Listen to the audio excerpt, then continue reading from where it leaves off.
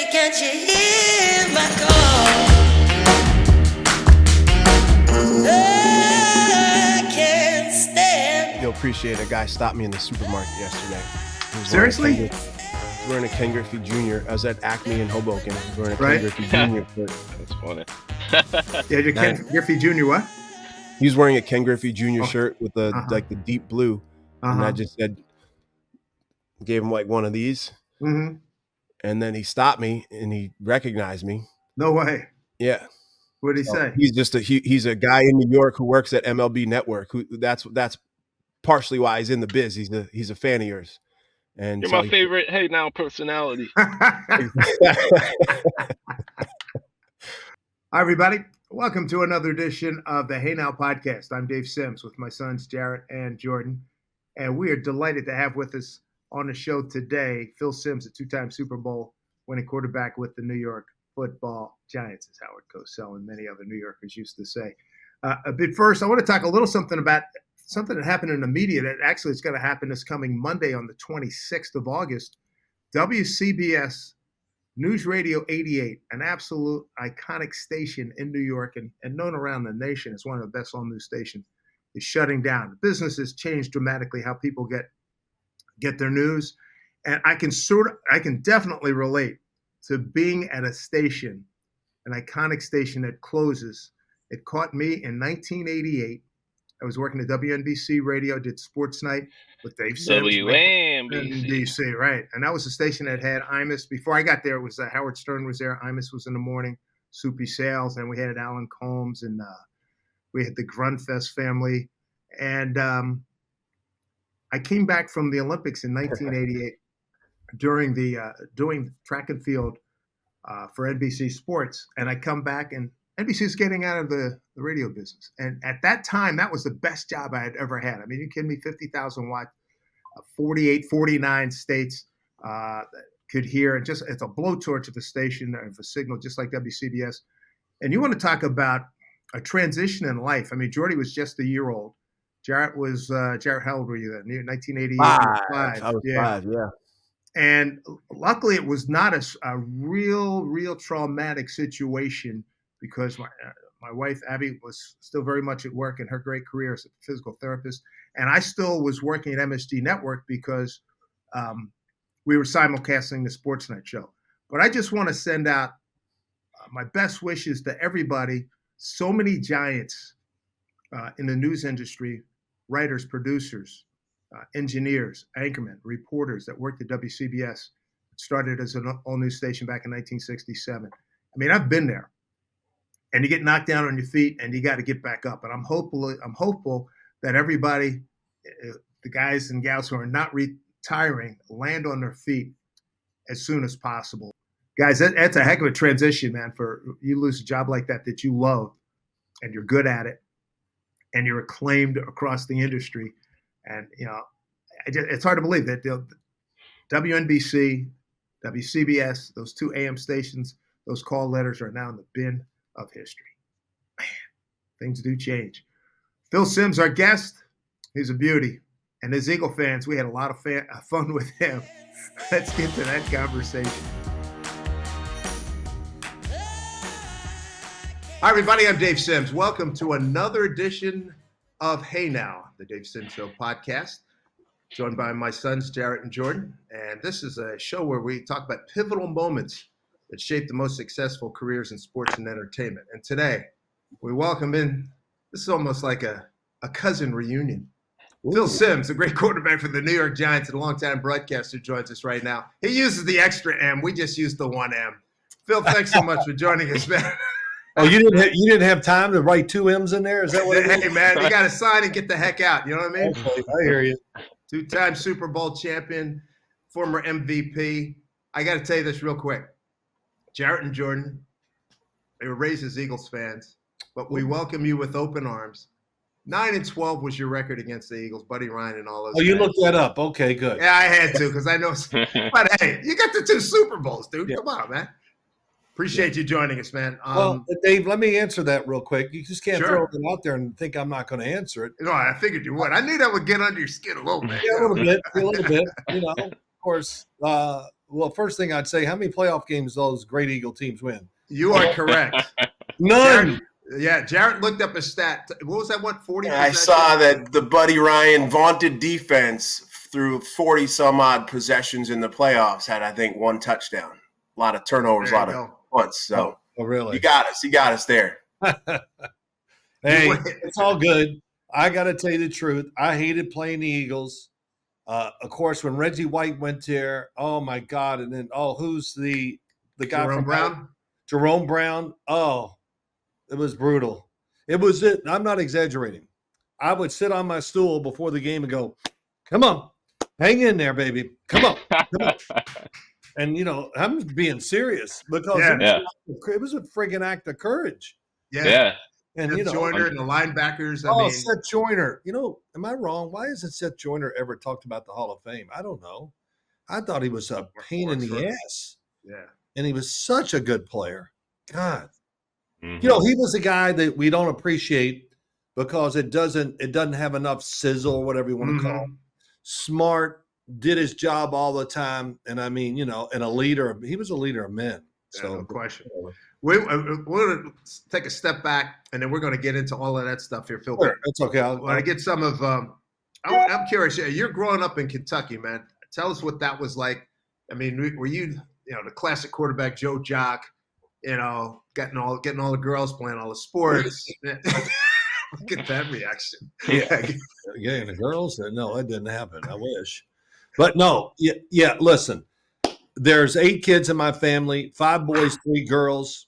And at one time, I played on a lot of good teams in sports because I had 3 brothers. One was, 9, 8, and 7. I mean, we were triplets. And so we batted second, third, and fourth in baseball. We rotated pitching. I mean, man, we won a lot of titles with that group. But, that really kind of formed my life, really. Athletics. I grew up in an era where, we were outside playing in the summer. I played pickup baseball almost every day in the summers. I mean, we were a baseball family. All of us. Wow, no kidding. Yes. My dad was a really good player.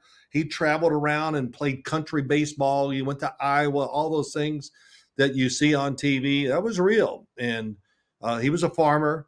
So that even kind of translates to baseball even more. And my oldest brother played shortstop at Morehead State. He didn't love baseball, but damn, did he had an unbelievable arm. And he can run. I had a brother that played at University of Houston. And then the other one just beat around in, those leagues that are local with college players and ex-pros and all that. So we all played. So by the time it was my turn to be the guy or whatever, unfortunately, I was throwing curveballs probably at the age of 9 because I learned all this from my brothers at a young age. So, man, that's amazing. At 9, it's amazing you still had enough arm to have a great football career. That's well, throwing a football is not the same as throwing a baseball. Yeah, agreed. But I was a sophomore in college playing in a summer league and work all day and then go to the games, whatever. And I was pitching one night and I had it. It's one of those nights that it's all there. My body feels good. And I was throwing it and I was going, damn, I'm throwing it hard tonight. And I threw a pitch and my middle finger and ring finger went numb. And I went, hell, that ain't good. I got the ball. I guess that pro pitching career is over, but I'm going to throw this one harder. I can remember it like it was yesterday. I said, damn, my finger's numb. And I didn't, back then I didn't care. I knew I wasn't going to play pro baseball. I was hoping to play pro football. So, man. So with that in mind, I'm trying to remember, what was your reaction like when your name was announced at the NFL draft when you were coming out of Morehead State? Oh, well, the reaction, I didn't tell many people even down in Morehead that I was going to be drafted in the first round. And I thought I would go to the Giants with the 7th pick. The reaction from everybody else in the world was, what? And, and I understood that. And, it never even bothered me. I've always heard that Pete Rozelle got up a second time and he was smiling going, and the Giants, and he thinks it's funny, draft. And, the crowd boos. But the first time, I think they were all so stunned, there was no noise. And, but I really did think I was going to go there. And, that can never happen in today's world, Dave, because I started 4 years, guys. Yeah. For Morehead State, We won 2. We ramped it up the following year. We won 3. Then we won 2, and then we won 2. Good night. Yeah, good night. I won 9 games in my college career, and I basically played every single down. And just running for your life a lot. I mean, given those numbers, it's a different world, you know. Yeah. We were in a lot of games. We would get destroyed some games, and it's just the way it is. And you know, but you know, I had a great feeling after my junior year. I was told by every scout that came down that you're going to be in the first round, and I was like, really? Cool. All right, great. That's what I want. So what did they say? What did they see in you that you know? Well, they watched. Were you chucking it pretty good? Yeah, I would let it go. You know, in the story, you know, I worked out, I think, for 20 or 21 different teams at the school. Wow. So it's like, you know, had a pro day. Hell, I had some weeks I'd have 4 and 5 of them, and it was great. Oh, you want me to see me throw? Oh, that's, you know, I loved it. And it's always about just rip it. Okay. And I did every time, and it was fun. And one day Bill Walsh comes down, and he really liked me a lot, and I'm throwing it, and I'm really got it, you know, guys. And he goes, "What are you doing?" And I go, "Isn't this what you want to see?" He goes, "No, I want you to be pretty. I want the ball to float." And, you know, he had this way of talking like he was, and I was like, okay, this guy's different. I really thought, well, he's weird. Well, as time went on, he goes, too hard. And then finally I threw one, he goes, and, you know, oh, that was beautiful. Wow, no kidding. He wanted to see pretty. He didn't want you to rip it. But that's what, you know, whatever. And that's what he got with Joe. Yeah. But I'm just saying, I'm working on going, this is so cool because it was so easy, and it was awesome. And I thought, you know, if it would come down to it, I think hey, look, I always say they didn't get a chance to draft me. They had to settle for Joe Montana. So it kind of worked out for both of us. A little better for him, that's for sure. So I'm curious, Morehead State, Dad, you'll talk about Chestnut Hill Academy playing fullback, returning some kicks. You remember, you know, very specific, as all athletes, I think, do, moments in their career. Morehead State, you probably don't talk about this as much, Phil. Is there a couple plays or moments you wish went a different way, or you loved and you kind of still think about even today? No, I don't think it is much with Morehead, because honestly, I'm still upset that we weren't a better team. And, you know, I wish I could have played better. And I can't remember even how we called plays. You know, this is back, you know, it started in what, I think my first year was 74 or something like that, 75, 74. If I was a red shirt, but you know, it was such a different game then. Yeah. It was I formation. You know, we probably had 5 passing plays in the whole damn game plan. Yeah. And in my junior year, I threw for 2,000 yards in 10 games. And that was like historic for at the time. It's like, wow, you threw for 2,000. It's unbelievable. And the guy that threw for just a little less than me, his name was Steve Mariucci at Northern Michigan. Wow. Yeah, no, pretty funny. I clipped it out one day. I saw it, and I gave it to him. He goes, "Oh, all right, you got all upset about it." But yeah, so you know, I don't know what to say. I'm just glad I played in the era I did, and it worked out. But I go back to Morehead almost every single year. Some of my best friends in the world are my teammates. There's a group of about 5 of us, and every time we go back down there, I'm damn. What the hell went on with us? Why couldn't we win more games? And, you know, of course, I was a factor in that too. I wasn't afraid to throw an interception. Yeah. So, hey, if you had to go deeper on that 9 route, right? Hey, hang it up, right? Yeah, well, everything. Yeah, it was whatever. It was as you guys, all of you know, athletes are awful. We can't appreciate the fact that we had some good times. We just moan about the bad times. And I'm still mad about 88 and 89 with the Giants. Just like, God, it was Air Force. I helped us lose one of them. Which game was that? 89. We played the Rams in the playoffs at our stadium. Yeah. I played really careful. Oh, my gosh. You know, guys running deep, but the Rams secondary was really good. So I gave it a little extra to make sure he couldn't make a great play. And I missed, you know, maybe a touchdown. So it was a terrible loss. We were a really good team, too, in 88 and 89. Tell me about it. Yeah. And we should have won more, but at least we won 2. So Yeah. a little satisfaction. My wife and I were there, and I'll tell you this, because New York, NFC East, we were rooting our ass off for you guys against Denver. And I tell you what, that first half, it's like, ooh, I don't know. And then, but you had a great game, 22 of 25, 268, 3 touchdowns. Yeah. Tell me about that first half. I mean, he didn't really get clicking until, you didn't come out of the gate clicking. Yeah, well, they missed 2 short field goals, which helped, of course, big time. Yeah. But, we played from behind a lot that year and made comebacks and all that. So everybody talks about it. And I said, man, I went in at halftime. I didn't even think about we were going to lose the game or, oh, my God, we're losing. I didn't. In fact, I took a little nap. I took a nap. And I think about that game all the time in this aspect.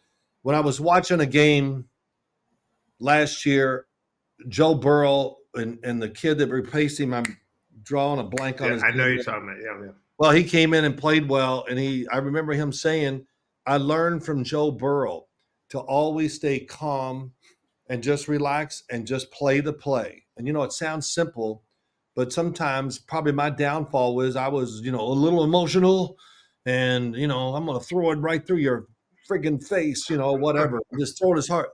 And then the Super Bowl that day, I didn't throw but 2 footballs where I reared back to throw it hard. I threw with unbelievable. I threw it soft. I was trying to make it for everybody.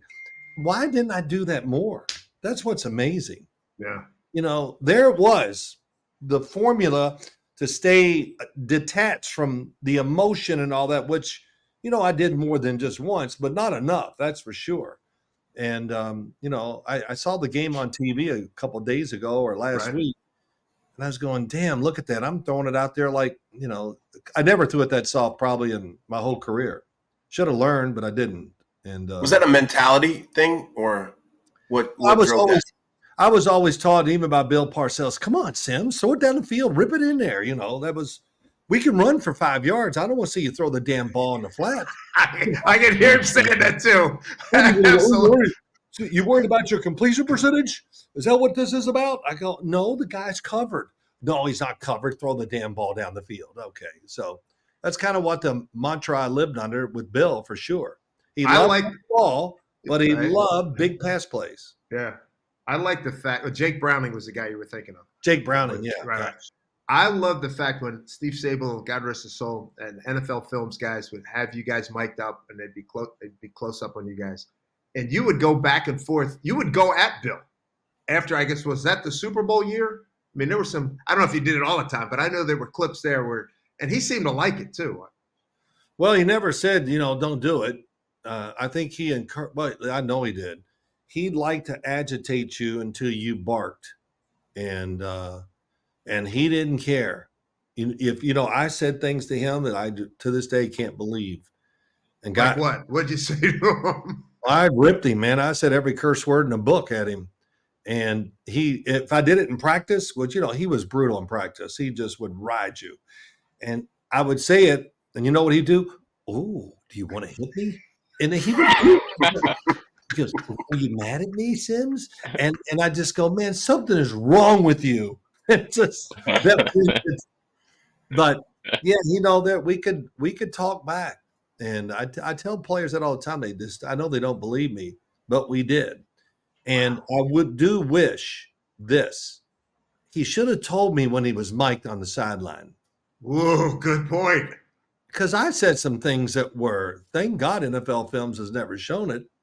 And I even said to him, if that ever comes out, I'll sue all of you. He says to me once, hey, Sims, somebody's hurt on the field. And I said, good. I said something and he goes, Sims, show some class. And I'm looking at him, who are you talking about? What are you talking about? I mean, so, oh, yeah. Phil, I got to say, I'm happy he didn't tell you for posterity. It's there for the record. I feel your pain, though. Like, guys today will be like, hey, the feds are watching, and they'll let their teammates know. Yeah, it's true. Yeah. Well, the one I'm really talking about was down in Philadelphia. Okay. And I think we were undefeated. We were 10-0, and they beat us that day. And I think I think that was definitely that year. I can't remember if we were 10-0 or 10-1 or whatever. And it happened. One of the Philadelphia players was on the field, and was not a fan of his. So I said, to hell with him. That's crazy. Oh man. Hey, hey guys, that's in the days where you could do these things and talk. Yeah. Now you can't talk because there's always a camera focused on your face. And I used to turn around all the time, even in Giant Stadium, and look at guys and I'd tell them, shut up. I'm sick of listening to you today or whatever. Yeah. You can't do that either hardly now. Hey, did you bark at guys on the defense? Because I know LT is certainly, hey, Shula, I'm like, that whole thing. But did you have guys barking at you from the defensive side, during your era? And did you get back at them? Oh, yeah, they barked, especially early in my career because it was so different then. And I can't even repeat the things they said. Oh, yeah, man, it was, they'd get done with a little tirade. They go, wow, that was creative. But, yeah, they would say some incredible, mean that would really get you fined and maybe suspended now. It was bad. But, come on, all of you, we all know. Hey. You don't take it to heart. All right, good. And, yeah, I'd bark back too. I'd say something as, the only guy I never really would talk back. If he talked to me, I wouldn't say a word, was Charles Haley. I believe that. Oh, yeah. He would hit me, knock me to the ground, and go, oh, my God. Oh, my back. I said, did he break it? And, he'd go, and he'd just say the vilest things to me, and I never said a word. Because I figured if I say something to Charles Haley, he'll knock me out right here on the field. He can play too, man. Yeah. Hey, developing quarterbacks. I'm curious about, what your outlook is on that, especially given all the quarterbacks that were drafted this past year. And Drake May, maybe is he the guy that's going to finally replace Brady? I mean, we go on and on. What's your outlook on how you develop quarterbacks in this day and age in the NFL? Well, I think there's so many things to it. First and foremost, when you draft a guy, what does he have? A couple qualities that give him a chance to be a franchise quarterback. Don't even think of telling me, well, he's just got it, or he just does. I don't care. I just turn them off. I want to see, is it size, mobility? Is he the most accurate thing we've seen? Does he have a powerful arm? You got to have a couple of those things or something that you can count on and build on. And then you find out this. Fix the offense, let it fit to them. And does he really, really deep down love it? Is it life and I hate to say it this way, but I don't know how else to do it. Is it life and death to you? If it's not, then you're not going to be a great success. And I tell young quarterbacks, they'll ask me questions sometimes, and I go, and I say this with reverence too. The two biggest hard asses I ever met doing all the games I did, and those two were who? Give me what quarterbacks you think it was. Well, Brady had to have been one of them, right? You're talking about quarterbacks. Quarterback. Hard-ass quarterback? Yeah, just they controlled the team. It had to have been Tom, right? Tom had to be at the top of the list. Right? How about Peyton? Boom! You hit them both. Oh. Tom Brady and Peyton Manning didn't leave anything. They oversaw it all, and they weren't afraid to say, "Hey, what the hell are you doing? Right. You better do this, or I won't even look at you I don't care if you're running down the field and there's nobody on it. I'm not throwing it to you." And Peyton was a control freak, and I say that with nothing but man, love and respect, right? And I go, wow, I wish I was good enough to really be the control freak that he was. And and I'm sure there were quite a few teammates on both teams that went, I'm tired of listening to his ass or whatever. Yeah. But that's the way it is. I mean, and Parcells was big on teaching me that, Sims, if the O-line, one day he's yelling at him, and I'm standing behind him going, get him, Bill. Get him. Man, it's been rough. And he gets done saying it, and he turns around and he goes, Sims, and it's your fault. And, of course, I just go, oh, of course it is, Bill. Of course. He goes, you used to be their leader. Now you're their buddy. Take them out to dinner some more. Buy them a few more gifts. How's that working out for you? I got my car to go home that night, and I said, damn, he's right. Yeah. I kind of lost a little bit of the edge, wanted this, and I was usually pretty good at barking at the O-lineman and single them out if I had to. Wow. But I could, I don't know. I guess I got away from it, and he blamed me. And did you turn the table? Did you get back to what you had been doing and oh, absolutely, getting them refocused? it was either because I had no choice. I got to do it, and I know it's the right thing to do for me, for the team, and the coach wants it in the worst way. He got tired of. But he picked on the O-line probably more than any people on our football team because that's one of the reasons why we had so much success. Yeah, by and large, our O-line was pretty good for a long time. Yeah. So the Giants quarterback situation right now, Daniel Jones, is this a comeback year for him? I mean, it's been more downs than ups. Well, it's a career-defining year for him, and I don't know good or okay or all those things are good enough. It's going to have to be, I think, he's going to have to play well, and they got to win. Yeah. And what that number is and wins, I'm not saying win 11 and 12 games. I don't think that's going to happen, but he's got to really stamp the fact with that team, the organization, and the fans that he can be the man. Now, I will say this: you ever been around? You've been around Daniel Jones ever? Have you seen him? I've not met him. No. Good guy. No. Nope. You can't get over how big he is. 6'5", 6'6". I'd say he's a good 6'5", but he's a big man. He can run and he throws the ball. He's got an NFL arm. Right. And but they got to put it together. He needs help, but it's also, like I've already said, he needs to help himself in the fact that you got to put a stamp on the rest of the guys you're out there with, So is it an eye test thing? It may not be wins, but just he's got to look the part as the guy can get the 3-5-year contract going forward. What does that look like? Yeah, I think they got to win a certain amount of games or whatever and look like they're really going upward.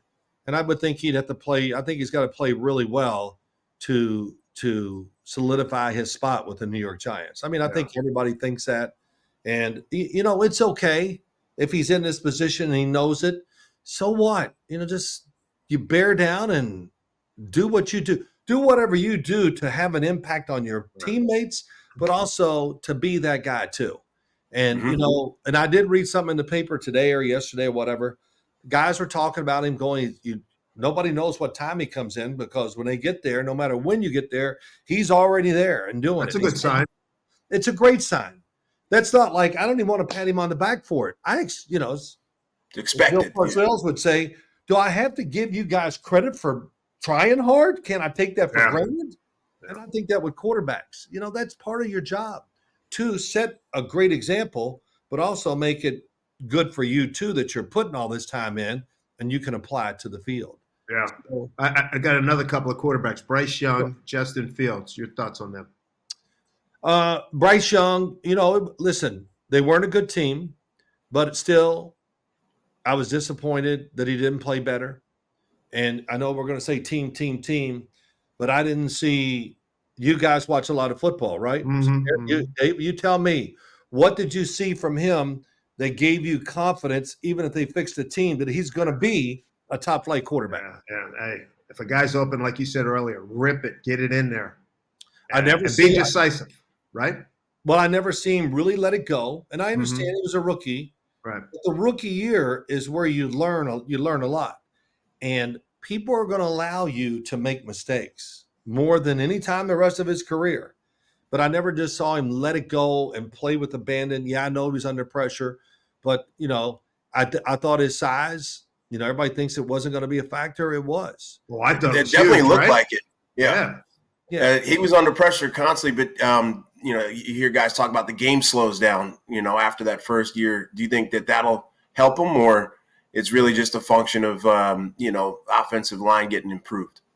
Well, it's everything. I think, they need to improve the offensive line, and they need to design they tried to do a little bit what he did at Alabama and everything. I wasn't crazy about their offense when I watched it. I thought it lacked a lot of things. And with Dave Canales, the new head coach, I love his offense, but he built an offense down in Tampa that did what? It fit Baker Mayfield. Mayfield, Dave, he's the baseball pitcher. He can't throw enough or hard enough. He wants to rip at every throw. And he did, and it fit their players. It fit Baker Personnel, Mayfield, and that's why. And Baker's got that other thing. He's got that personality, and he can make players hate him. But down in Tampa, he's grown up, and he relates to the players. They don't like him; they love him. Yeah, and that's huge. Yeah, it's huge. And Jared, let me tell you this, and Dave, Todd Bowles, somebody says, explain Baker Mayfield to us. And he goes, if I'd told him to stick his face into the fan, he would. Yeah. And I said, man, that's good. That's a badass right there, boy. Well, that's what he is. He's a tough guy. And didn't he had his helmet off in one play and threw an interception? Trying to make a tackle with no helmet. Mm-hmm. Yeah, so he did that. Yeah. That'll be the last time he does that's, it. That's going over the top a little bit. Yeah. Hey, I got another one for you. Justin Fields in Pittsburgh with Russell Wilson, and congratulations to Mike Tomlin getting an extension. But I got big respect for Mike. But that quarterback situation. Yeah, well, Russell Wilson is going to be the starter. I mean, I just can't. It'd have to be a major, major, major upset for he's not. Mm-hmm. And it's a question, how long does it go? And Justin's going to get chances to do some things. But, when you watch Justin Fields play in Chicago, there were great runs and a lot of really great throws. But it's all the in-between things. Bingo. There wasn't, the rhythm. You see a quarterback go out there and throw this short, little this, score. For him, it always had to be a big play. Mm-hmm. Routine throws were not in the bag for him. And you got to make tons of routine throws. Absolutely. And then you got to make a couple exceptional throws in games. A 15-yard out where you got to throw 30 yards across the field, one of those kind of deals? Well, to me, that's a routine throw. Exactly, Yeah, and there just wasn't enough. The wild plays, they're everywhere. But that's a tough way to run a team and to run an offense. Let's be greedy. We want it all. But I think first, you got to be able to hit all the routine throws. And he really hasn't. He did not show that in his 3 years there. Phil, who's got the higher ceiling, Jordan Love or Brock Purdy? Oh, well, to say it that way, Jordan Love's very talented. He has the look you want for a quarterback. He's about 6'4". He's got long arms, big hands. He can move around, and potentially he has a great arm. I was not a fan of his coming out of Utah State. A lot of people said first round in this. I said, man, he's way too inconsistent for me to pick him in the first round. Right. And it really, everybody, do the Jordan Love thing. No, but it was perfect for him. He needed that time to kind of change his throwing, which he did. Mm-hmm. He's under Aaron Rodgers. Watch him a little because Aaron, no matter what you think, puts his body in the right position a lot to throw balls the way he wants them. And Jordan Love, once he got over probably being guarded last year early because, don't make a mistake and play this way. And Matt LaFleur probably calling it kind of careful. Once they just let it go and he got enough confidence, he wasn't good. He was fantastic. He's brilliant. And then he was making a lot of Rodgers throws back foot and getting his hips in, just letting it fly. Yeah. If you can't throw off your back foot, then you can't play quarterback probably in major college or the pros. I teach a lot of quarterbacks, and I taught some kid yesterday. Wow, it seems like a lot. It was yesterday. And we worked on throwing off his back foot as much as anything.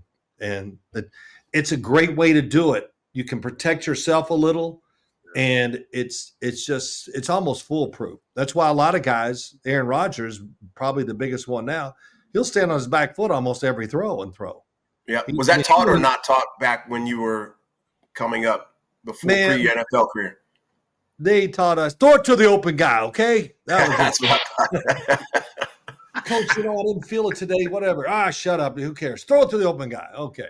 So my dad taught Jordan and I, as we're playing basketball, jumping off the left foot, right side, make a layup. And Dad, you were always like, if we did the other way, that's not how you do it. And then you'd make us drill it over and over. But you look at Kyrie Irving now, it's just different the way it's taught. Yeah. And you practice for every possible scenario. And ain't that the truth? You didn't even have to translate to another sport in terms of football. If I was Phil, I was a quarterback growing up, Oh, so good. I was You can chuck it a I little get bit too, Phil.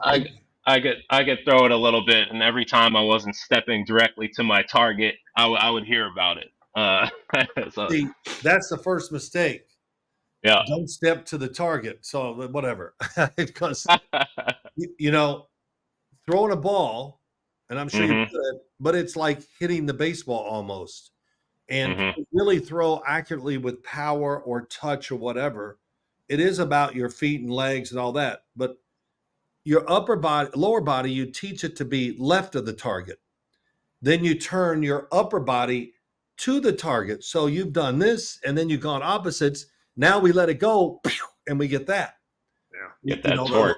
Yeah. yeah, Torque. got to get torque. And, Yeah. I see these things on Instagram. I watch these quarterback coaches. They got them throwing with their back. I'm just go, that is, I want to write, that is so stupid. And, it's great if you're standing there, but when you're doing it real, you got to learn what I'm teaching there. Right. So And if we had the DeLorean with Doc Brown and we could all jump in, go to 88, go back a few years. Dad, you guys, Dad and Phil, you guys were on the show in 88. If Phil, if you could have just imparted that to Jordy back when, he'd be hanging it up after, 10 years in the league. I couldn't. Well, it yes, must have been. I always had trouble with the in breaking routes. Maybe it was because of that. I don't know. yeah, you're probably Out. in your own way. Yeah, Yeah. people, Yeah. they think Yeah. step at the target and they want your toe pointed. I don't teach any of those things, and I've been doing it Uh huh. ever since I retired. But let me just clarify this. I just threw the ball when I played. Yeah. I'd come out and go, yeah, the ball doesn't feel good today. I think I'll change my grip. I mean, Mhm. no pro would do that now. And I Yeah. better change my motion a little today. The wind's blowing, or whatever. I just learned this after I got done playing, and it really upset me because I threw the ball much better, probably for 20 years after I was done playing, than I did when I was playing. Wow. Get out of here. Wow. Well, it's always technique. Sure. Show me a guy with a bad golf swing, and yeah, he might have a great tournament, but then for the next three, won't even hear his name. So it's You're right.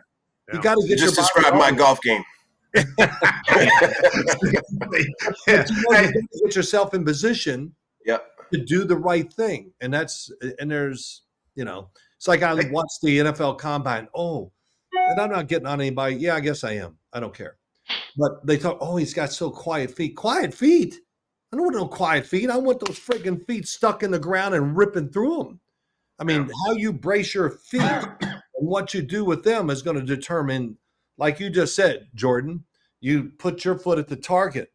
Man, you had to be good to overcome kind of some of those things because you're in the Mhm. way. Mhm. Interesting. So- Very interesting. Hey, But- let me. You mentioned Rodgers. We got to get back. I want to hear your thoughts on him. Sure. Moving forward here, coming off the Achilles, three plays last year. At 40 years old, well, I'm no pro athlete, but I had an Achilles, and I did that in 18, and I still feel it when the weather changes. But whatever. How do you think he comes back with the Jets? I mean, because the expectations are off the chart for these guys. I don't know, justifiably or not. Well, he didn't go to minicamp, and Yeah. so that bothers me. In the grand scheme of it means not much, but I'm sure it irritated some of the players. Of course it did. And I don't get it. You had this whole off season. We could have. I don't know. It's just another thing. The Aaron Rodgers. Here we go. Another topic we got to talk about, or all those things. But physically, I went down and watched him a couple of times last year in training camp. I mean, his arm is it's awesome. Yeah. I mean, he can spin it and do it. Of course, he has hands the size of, three people. I mean, it's right. So he can palm a basketball, no sweat, right? Oh, I mean, he's got humongous hands. That's why he can stand there and just flick his wrist if he wants and throw the ball perfectly. And he does it a lot because, that sidearm throw is an easy way. You don't lose control of those. And he's great at that. Yeah. And there are great expectations because they got a good roster. They fixed their offensive line. At least I think they have. They got a lot of new starters, plus the guys that played last year are there to back up. And in case we get injuries, you can take care of that. So, yeah, it's set it's set up for the Jets to play well and for him to play well, I think, and we'll see how it goes. But I called a couple of his games over, more than a couple over the course of his career. And I want to say 10 years ago in Atlanta, being chased to the near sideline. And before he steps out of bounds, he does one of those 3/4, like you said, wrist flip, 45 yards, dime, touchdown, game over. It was like, yo. Well, the Man. Super Bowl he won down in Dallas against Pittsburgh. If you watch that game, he made about 6 unbelievable throws. And there was a throw down the middle for the touchdown. I forgot the receiver, but they played this coverage. And he thought you would think, okay, the middle's open. But they did it on purpose so he would throw it. And Ryan Clark was the guy who was going to bait him and come back and pick it off. He baits him. Rodgers takes the bait, but they just didn't put the calculations in there that he's going to throw it so damn hard. Ryan Clark couldn't get back to get it. And he just missed it. And it probably was one of the reasons why Green Bay beat him that day. That and Ben Roethlisberger didn't play very well either. Yeah, he did. Yeah, for sure. But, that just kind of speaks, and he still has that in him too. So I'm really interested to see their offense. Are they going to change it a little? Is it going to be more creative? We'll see. There's a lot of questions about the Jets, but there's a lot of talent in that team for sure. Yeah, interesting. Hey, let's talk about your shift into broadcasting. Man, you got to work with a lot of guys too. I know you worked with Dick Enberg for a while, Greg Gumbel, Jim Nantz. The early stages, learning a new craft. Boomer, and Boomer. That's right. We can talk about but I'm that. saying that tongue in cheek. Yes, I sort of thought so. Yeah. Working on him's a pain in the ass. You guys still get mistaken for each other? Sometimes, oh yeah, I had somebody call me Boomer the other night, and I said, I won't even tell you what I said. Boomer, he gets it too. He said to me, yeah, when I walk down the airport, and people go, hey, Phil. And he goes, I just tell him, shut up, kid. I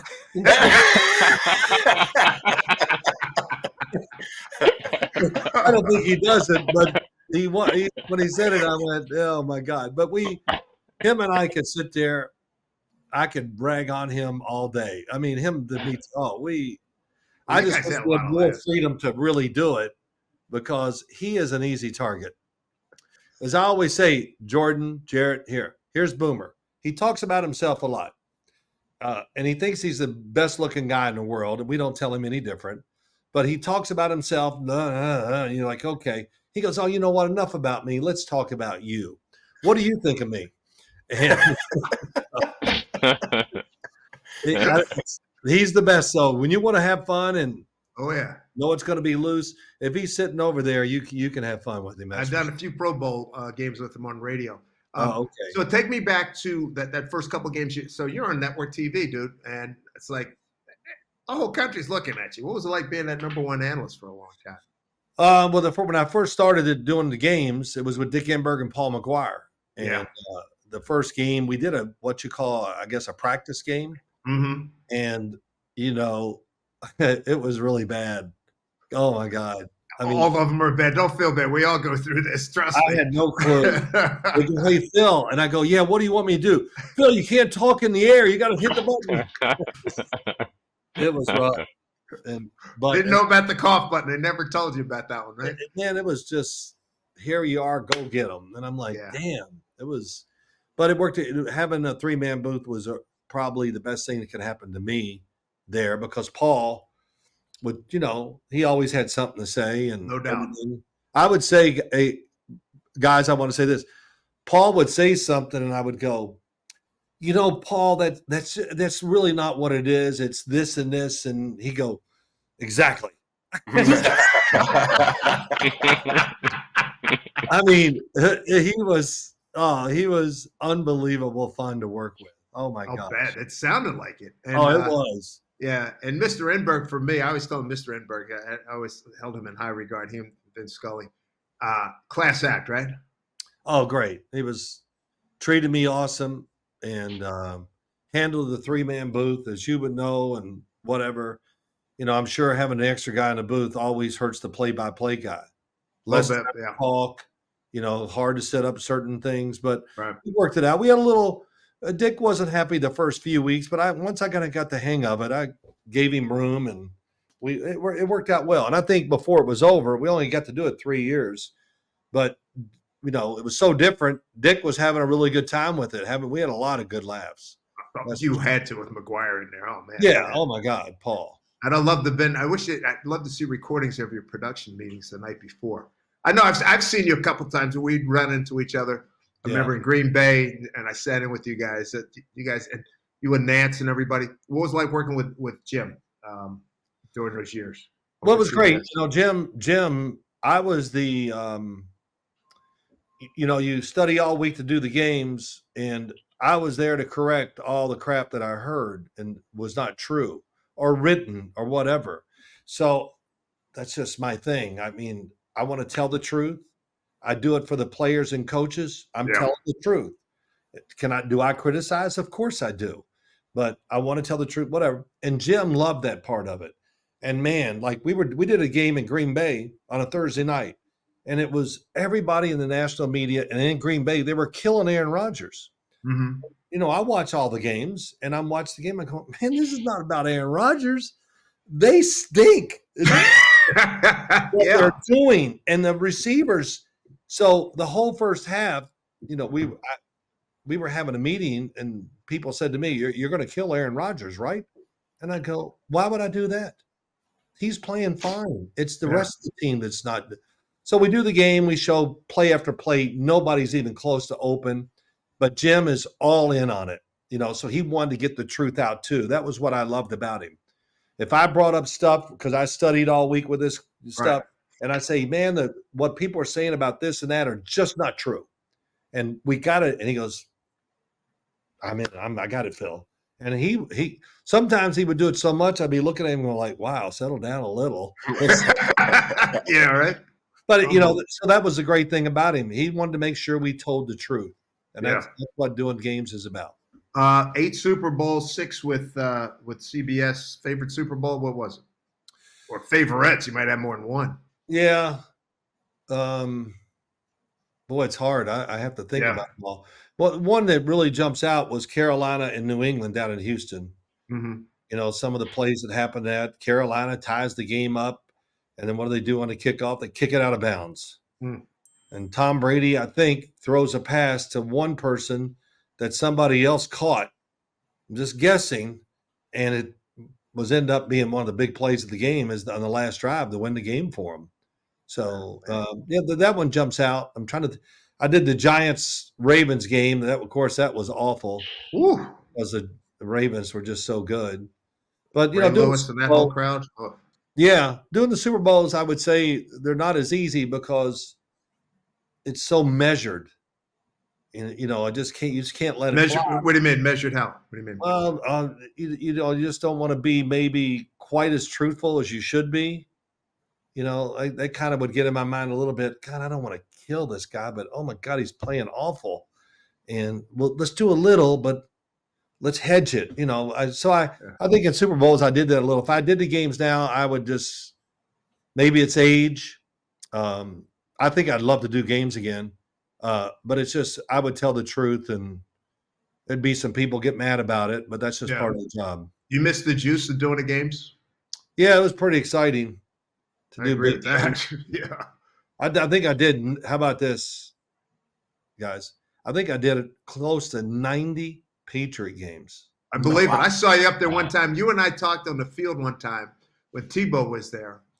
And I remember we passed each other once, passed each other a second time. And I said, what do you think about Tebow? And you said you had your intern or somebody charting his throws in pregame.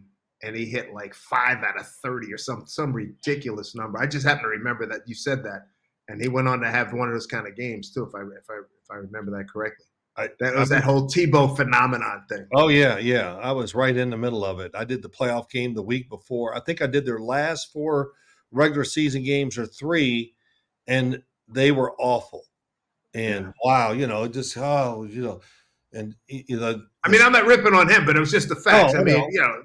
They're scoring 3 points, 7 points, and then they have the game against Steelers. whatever. He hits the pass that wins the game, and Right. it just blew it up more. And I went on the field that day to watch him warm up, and I was going, "Wow, it's a good throw." And then it was like, okay, no, it was rough. That's all I can say. It was I rough. think that was that next week when I saw you in New England. Yeah, I think, Yeah, it was right at the playoff game. Yeah. right. Phil, we got a couple, more things we want to ask you. Very interested. I just have a request for both of you guys, which is, talk about, Phil, you wanted to call games again. Dad, we loved your football calls for, more than 10 years, 15 years with Westwood One on the radio. Sims Booth. Sims and Sims Booth. That's my request. Is Jordan's quarterback. I'm going to be wide out. Dad, can you? You really let's wanna go here. there? Come on, I'm putting you on the really spot. wanna I'm putting go you on the there? spot, guys.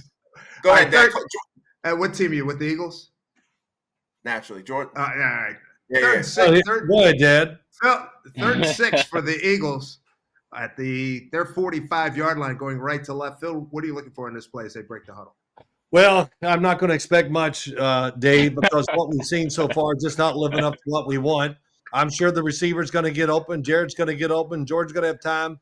He's going to get away, throw it behind him, and Jared's going to drop it. But Here we go, Sims back to throw. Looking left, looking for his brother. Oh, he overthrows him. Actually, Jared fell down. How you doing, Dad? Oh, my. I love it. He tripped on the 10-yard line. That should have been 6. We were just talking about being in a booth and talking about quarterbacking. How do you think Brady's going to do? I mean, his transition. I'm hearing he's working his tail off. Yeah. Getting ready, doing UFL games and practice games and all that kind of stuff. What do you think? Well, he's going to do fine. I mean, one, his knowledge of the game, that'll carry him alone. You ain't lying, right? And, I just to show you, one thing I don't like when I listen to games, and I put it on top of my screen where it shows stats. Right. I put it on top of my screen, and I won't tell you exactly what it said, but it said, shut up. And, so not to over talk. And sometimes you can get into that rhythm and do it, and when you talk, get in and get out. Thank you very much. Don't give me a dictionary of everything that went on. Just give me the basis of why it's good or bad or whatever. So he'll probably do that. He's so conscientious. There's no way Tom Brady is not going to be ready to do this. And he's probably talked to the right people. Did he talk to you at all about the transition? No, he didn't. All right. I don't even doing all those games with him, I wouldn't be one of those guys he would call and talk to about it. But, he's getting lots of information. And I think the big thing is just, we're always geniuses after the fact, but just have fun and kind of keep it and don't make it. And don't say there was a 3 technique or a 2 technique and, oh, my God, all that crap. I mean, 100%. Hey, they got to run the ball downhill. We got to get the ball to our best players in space. Oh, wow, what a unique concept. Jordan. All the cliches, yeah. The cliches. The quarterback runs out to the right. Well, he did a good job of keeping his eyes up. Well, what's he going to do? Look at the damn ground? I can do 100 of them. I mean, you guys are so on the same page with this stuff. It's not even funny. You sound like me ranting is what he's saying. Yeah, Phil, we've heard this time and time again. It is, but man, I listen to some games. I go, oh, I don't know if I can listen anymore, just because they give me all those cliches. So, but yeah, the techniques. I'd look at people. They'll say, "Oh, he's in a 5 technique here," and I go, listen. I played 15 years. I've been in football. I don't even know what the hell these techniques are. And it's funny you say that. We have just a quick aside to flesh out your point. We have a reliever, Mike Bauman, big dude, he's got to be 6'4", 230. I said, "You played football? Please tell me you played football." I said, "Yeah, I played a 3 technique." Okay. And God love him, but I was like, yeah, you just go, okay, that's great. You just go, yeah, okay, yeah, 3 techniques really important. I don't know what to say to it, Dave. It's unbelievable. I just said, okay. Did you have a successful run? I mean, that's what I did it on Showtime a couple times. Right. We do a whole segment of me bitching about all these things. Yeah, I enjoy those a lot. Oh, and I wanted to. I Yeah. never get to do one on CBS. I did it on the show we have before the show, and I did it last year because I write them down. I got lists of whatever, and I went on there. They don't know what's coming out. Adam Shine, and I just start going. But the big thing is to make fun of everybody else. What does that mean? High point to football. What do you mean? What the hell's that? It's got a high point to football. You mean it's got a point? We got to go get it? I don't know. But jump on the people. Oh, a late flag. I did not hundreds and hundreds of games. I'll never say, "Oh, a late flag on the play." No, you just didn't see the damn flag. Or the official every once in a while goes, "God, I can't get." Yeah. See that? Right? The official, how they did this. Well, the play happened. He went, I'm not sure if that was a penalty. I think it was. Yeah, I think it was. Let me throw the flag. And I just go, oh my God, the late flag. That's another one that drives me crazy. Are you yelling these things when you watch games at the TV if you're watching on the couch like our dad? Because, Yes. that's yes. Okay. If there's people with me, they're going to hear it. There you go, boy. You tell them. But at CBS, I didn't say it in the studio because we don't really listen to the games. We just try to watch as much as you can. It's brutal to try to pay attention to 8 games at once. Sure. You can't even do it. You go blind. You're just trying to, feel the game. And really all you could count on, and what I did, is count on what I thought about the game before the game was played. And then whatever happened, I would measure it off that. But to think you could kind of do that, I'd come home and watch the games Monday morning, start watching them, and I'd watch and go, oh my God, this game is so different than I thought it was. Right. Because you just can't capture it in the studio. Yeah. Are you Wait, I'm laughing about Dave. Your sons are going, oh my God. You don't have to tell him to shut up when he's watching games. It feels like we've known you for our whole lives, hearing you say all these same things. Like, come on, man, why? I'm sorry. And a lot of hold the damn ball, fool. Hold the ball. Yeah, when guys get carrying it away from their body. Hold the ball, fool. Like, oh my gosh. Right? I mean, I know you say the same thing. I mean, don't you dare fumble it going in the end zone. Score the touchdown, then dance. Or give me time and score. How much time's left in the quarter? If it's on radio. Right. I'm a Marty Glickman guy. What can I tell you? How about your son, Chris and Matt? Did you drive them nuts with that stuff? Did you? Do you? Well, they know it. They've heard me do it, and it annoys them too. And people always say, "Hey, what do y'all talk about when you're at dinner? What the hell do you think we talk about?" Yeah, we are the worst. I mean, I'll watch something when I was watching all the quarterbacks. Right. When I first started, my first guy, I said, let me watch Caleb Williams. And so when I got done, I watched him for about 3 hours. And I called my son Christopher, and said, all right, well, we know who the first pick is for sure. It's Caleb Williams. I mean, Jesus almighty. You can't, there's no way. Okay. That was, all right, I'll tell you later, But did he agree with you? Oh, yeah. It's like last year, he has to rank them, that's part of his job. And, it's hard to rank, but you got to do it because that's a lot of times is what people want to see. But he goes, last year he went, CJ Stroud is number 1 and it's its own category. There's nobody close to CJ Stroud. And, he took a lot of crap for that, and which he has many times. He had Lamar and Josh Allen as the first and second picks of the draft. And he got destroyed for it because, guys, Josh Allen is just not accurate, and you just can't teach accuracy. Who the hell made that rule up, you idiots? That's another one I get. I mean, and then I heard this phrase as Josh Allen was running on the field. Then they put up his stats, and he was completing 69.7 of his throws. Showed a massive jump from when he started to his completion percentage. And you know what? Completion percentage and all that, it's the offense, the players around you, and your decision-making. If you're Johnny Checkdown, you're going to complete 65 to 70, but when it gets to where if you're not, you're an aggressive quarterback, well, that's the first, he's only completing 64% of his passes. Oh, my God. That drives me crazy in this business. You mentioned Chris in dinner table conversations and quarterback evaluation. Why is he so down on Eagles quarterback Jalen Hurts? Well, he had him ranked at number 8 in the NFL this year. Is that good enough for you? How did he No. Wait, no. Something wrong with you if you think he's a head.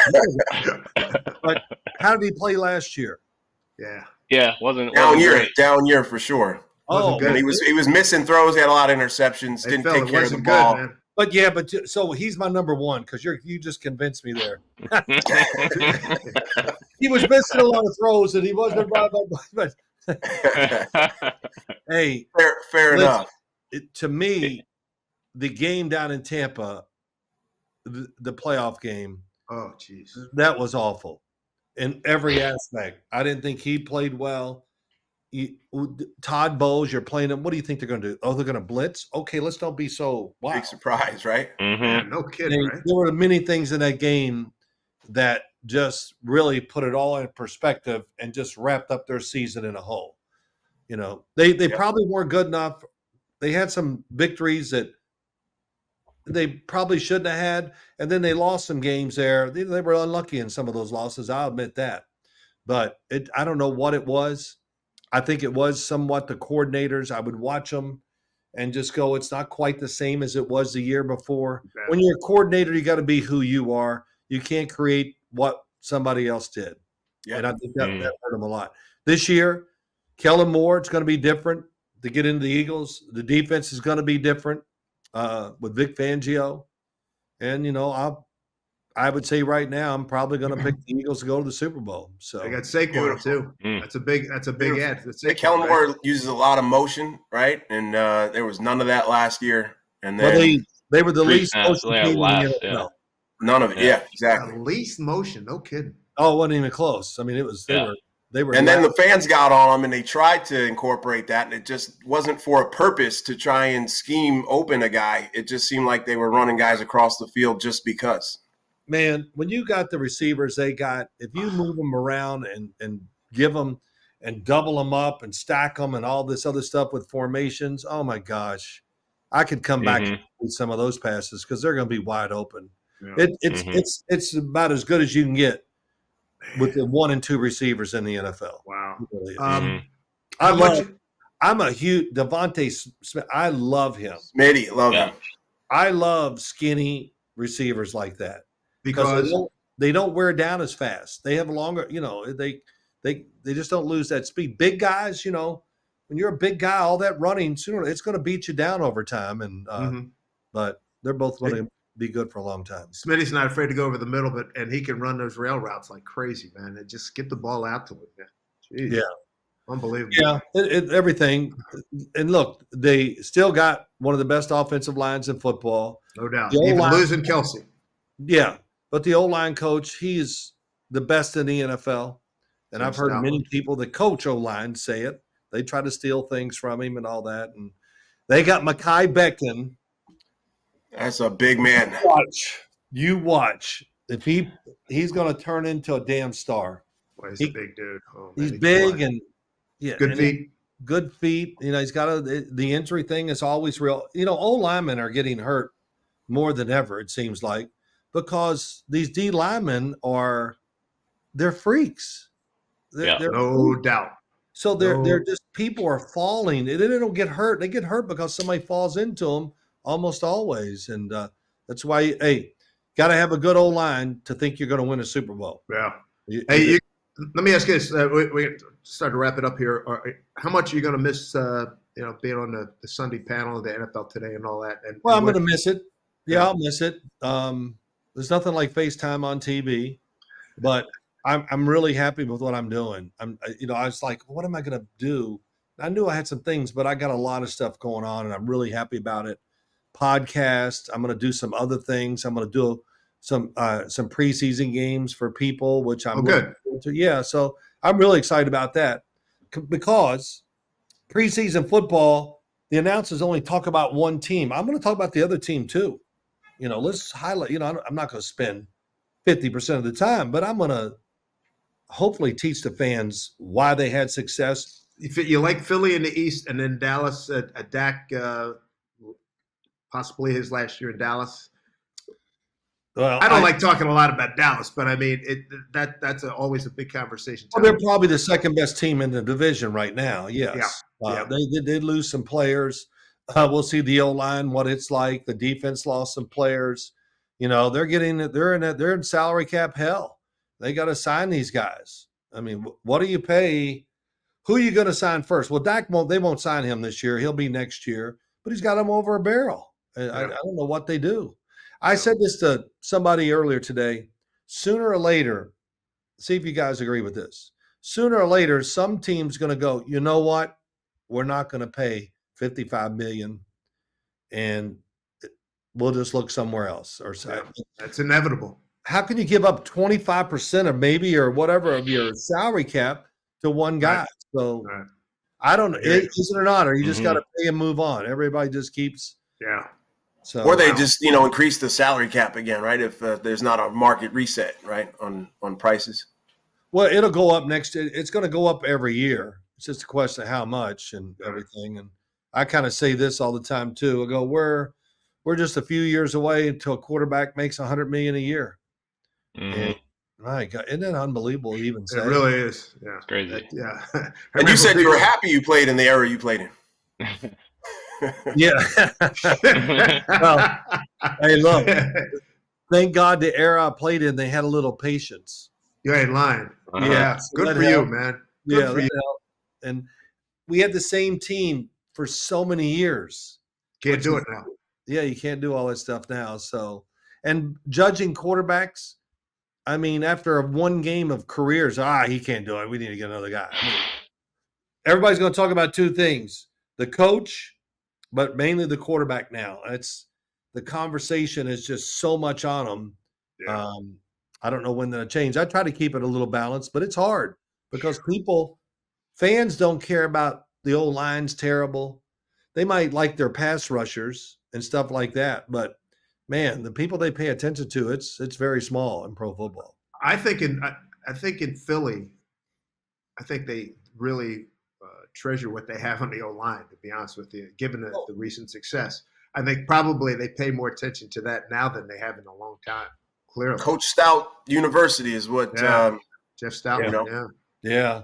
Listen, I still believe in this. As Parcells would say, Sims, in his lessons, fast guys get slower during the season. Big guys do not get smaller. And so big teams still, to me, big teams are, they're kind of rugged, and the game still kind of, just think about the championship game in the AFC last year. Mm-hmm. Man, Kansas City and Baltimore, wow. I stood on the field. It was like they were playing out of their bodies. It was a game of it was ruthless physical. Mm-hmm. I believe it. I would say there were borderline 50 over the line hits and stuff. I mean, they were crazy. Emotionally, that was one of the most emotional games I've ever watched with players on the field. Yeah, man, that's saying a lot, man. Given the time you had, Brady. I want to wrap with this: the Brady Belichick relationship. How did that, from what you know about it, because you did a lot of those games, how did that compare to what you and Parcells? Is there a comparison? Yeah, I think it's a lot of similarities. Bill and I were not together as long as Brady and Belichick were, so that's one thing.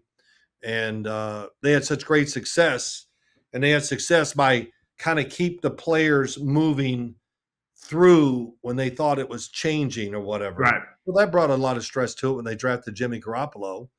And then say that again. Yeah, no, it's an understatement of all kind. But and it upset Tom Brady, I'm sure, just because what the hell do I got to do to make you? And when you're a Tom Brady or Peyton Manning or all those great guys, when they lose it, you got to give them a year or two. They deserve it to see if they can still do it. Well, neither one of them really ever lost it where they had to worry about that. But yeah, I'm sure it got rough and all that. But the big thing is they won a lot of Super Bowls together. Yeah, they did. Last question, Phil, is just as you look back, immense success, your playing career and what you've done in broadcasting, as you look back and then things you're doing now, what do you want your legacy to be? Oh, hell, I don't know, and I don't care. Legacy, I'm not worried about it. I think the best thing is Parcells said something to me during my career. He goes, Sims, now listen, don't worry. When you're done playing, they're going to like you. And I went, okay, is that good? I don't know. But the Giant fans like me. And there you go. So the legacy, Hall of Fame, I don't deserve to be in the Hall of Fame. No, I don't. And I hate it when people bring it up to me. No, it's not. It's not true. Trust me. If I thought I should be in it, I'd say something. But I didn't play enough. I was beat up, had bad years, all that. And the Hall of Fame is for that group, that special group. And so things worked out okay for me. I'm not complaining, but it wasn't special. That's for sure. Well, you're damn sure in the Sims Hall of Fame here, pal. Appreciate you joining. There you go. So Phil Sims, just a joy to be with. A lot of fun things. Jordy, you going to restructure your throwing, how you throw a football? No, I mean, I still throw the shit out of it. So I throw it pretty damn good. But yeah, any tips from Phil I'll take. I just want to grab a beer with him when I'm back in New York. Oh, man, dude, that's got to be a great time. Yeah, by the way, Jordan, my forearm hurts, and I'm not BSing you from when we were having a catch, warming Dad up to throw out the first pitch a month ago. I went and caught a low one. You threw a burner. So, Dad, he's right. He can. Still got the arm. Still got the arm. Folks, want to remind you to like and subscribe here on the Hey Now podcast. We had a blast with Phil Sims, and hope you enjoyed it as much as we did. Jarrett and Jordan Sims, I'm Dave Sims. See you next time right here on Hey Now.